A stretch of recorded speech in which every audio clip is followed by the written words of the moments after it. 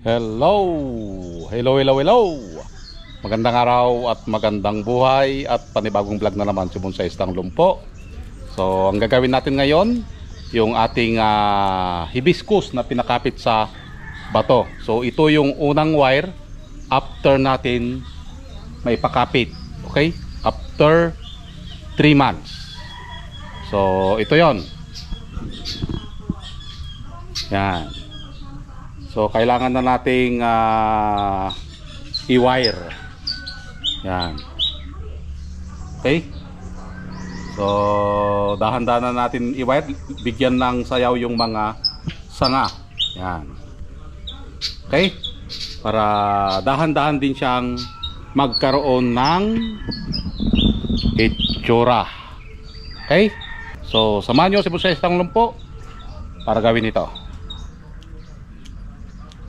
Pinaka-basic ulit yung palagi nating ginagawa, yung pagtanggal ng dahon para ito ay malinis or swabing-swabe kapag ito ay ating iwa-wire. Agoy, agoy, agoy, agoy. Swabe talaga kapag malinis bago natin i-wire. So dapat yung mga sanga na hindi na kailangan dito, tanggalin natin at iwan na lang yung sanga na kailangan para makapag-focus siya dun sa ating papalakihin na wire. Walang kaagaw, kumbaga. Yan, so dapat matanggal lahat ng kanyang mga dahon. So nakita nyo naman kung ano yung ginawa natin dito. Binuhay muna natin ng patayo at nung nabuhay na, ipinakapit natin ito sa bato at ginawang cascade. So ito ay from cuttings. Maganda yung cuttings hanggang ito ay ating mabuo, dahil kapag cuttings ang pinag-uusapan, ito ay inalagaan natin mula nung maliit pa, unlike doon sa tinatawag nating yamadori. Ang yamadori, ito yung mga bonsai materials na kinukuha natin sa mga bundok. Yan. So talagang nagtusok-tusok muna tayo doon para magkaroon tayo ng ganitong bonsai materials. Yan, at malapit na tayong mag-umpisang mag-wire. 'Yon. So, 'di ba? Yung sinabi ko kanina, swabe ang mag-wire kapag ito ay malinis. Agoy, agoy, agoy, agoy, agoy. Parang siya. Swabing swabe. Yun, bilisan natin dahil ang panahon dito ay naghahabol tayo ng oras dahil magdidilig pa tayo. Yan, kung mapapansin nyo, ang ating mga sanga, ito ay unang wire. Yan, wala pang sayaw.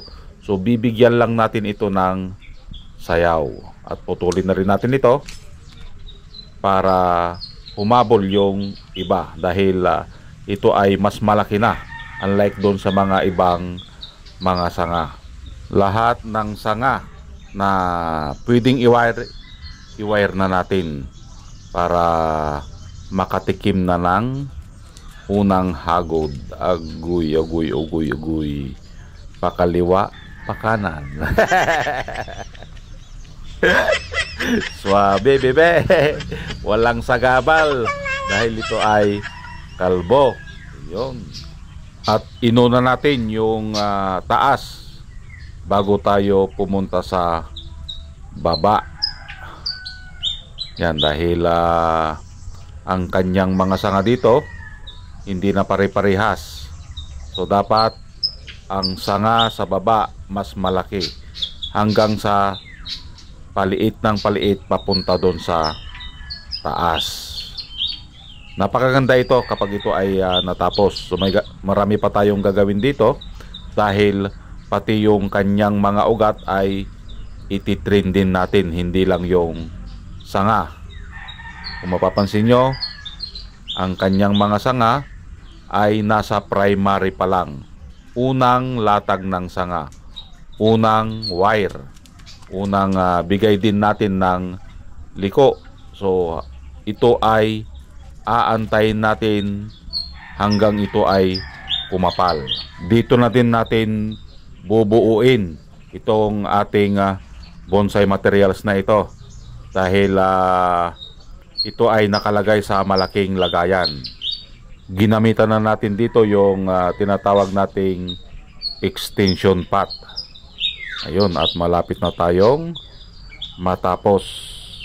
Kunting ayos na lang sa kanyang mga wire. Napaka-importante yung may distribute natin ng mabuti ang unang latag ng sanga. Yan, magkaroon siya ng sayaw at saka yung kanyang pagka-cluster dito.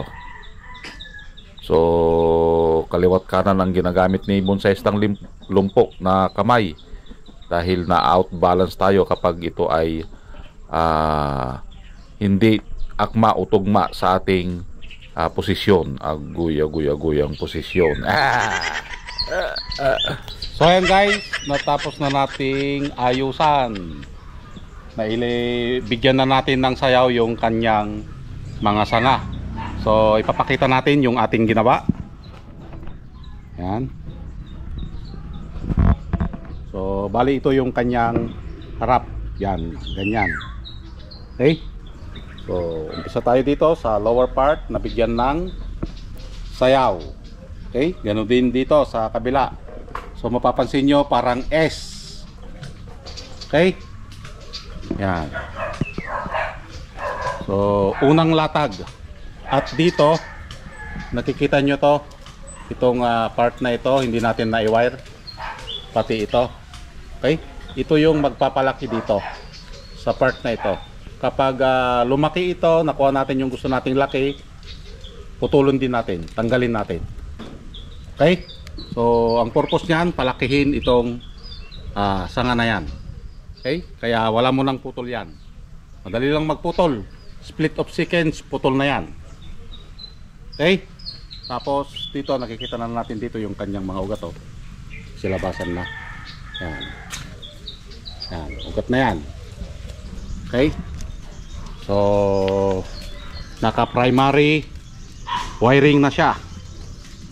Okay, so ganun lang yung ating ginawa dito. Primary wire, yung mga unang sanga. Yan. Okay, so maraming salamat.